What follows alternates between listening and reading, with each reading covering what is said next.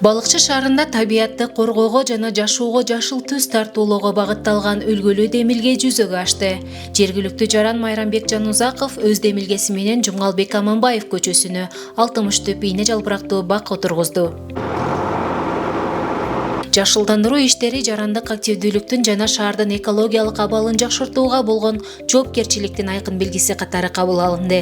Майрамбек Жанузаков жыл сайын өз каражатынан 1 миллион сом бөлүп бактарак отургузууну максат кылып жатканын билдирди. Балыкчыга колдоо көрсөтүү максатында ушу кичинекей болсо дагы ушу ийне жалбырактуу бактарактарды тигип жатабыз. Ушу Кудайым буйруп дагы келечекте дагы ушу жыл сайын 1 миллион сом тегерегине чейин ушул балыкчы шаарыбызга жашылдандыруу боюнча иштерди жасасакпы деп атабыз. Анан бирден бир максатыбыз ушу балыкчыны гүлдөп өсүшү жана ошондой эле балыкчыбыз жашыл шаарга айланышын каалайт элек.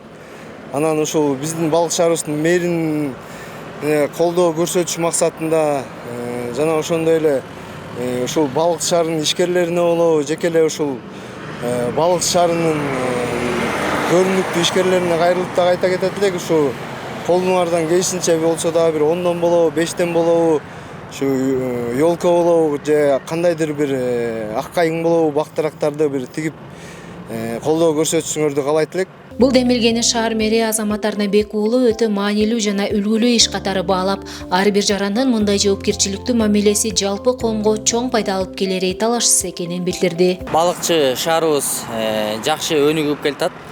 Анткени балыкчы шаарыбыздын эли менен, балыкчы шаарыбыздын жаштары менен сыймыктансак болот. Анткени биздин Америкада жүргөн мигранттарыбыз, Россияда жүргөн мигранттарыбыз, балыкчы шаарынын жаштары ынтымакта жүргөн балдардын баардыгы балыкчыбызды жакшы көрүп, мэрияны карап турбай эле деп абдан жакшы салым кошуп келатышат да, биз менен кеңешип. Мынакей биздин Майрамбек инибиз патриот жигит десек болот. Мына быйыл ийне жалбырактуу 60 көчөт отургузду. Бул балыкчы шаарыбызга абдан чоң салым болду десек болот. Бул президентибиздин жашыл мурас алкагындагы иштер да. Анан ушул жерден эле мен баса белгилеп айтып кетким келет. Ушу Жумгалбек Аманбаев көчөсүнө басым жасап, ийне жалбырактуу көчөттөрдү ушул Жумгалбек Аманбаев көчөсүнө тигип атат.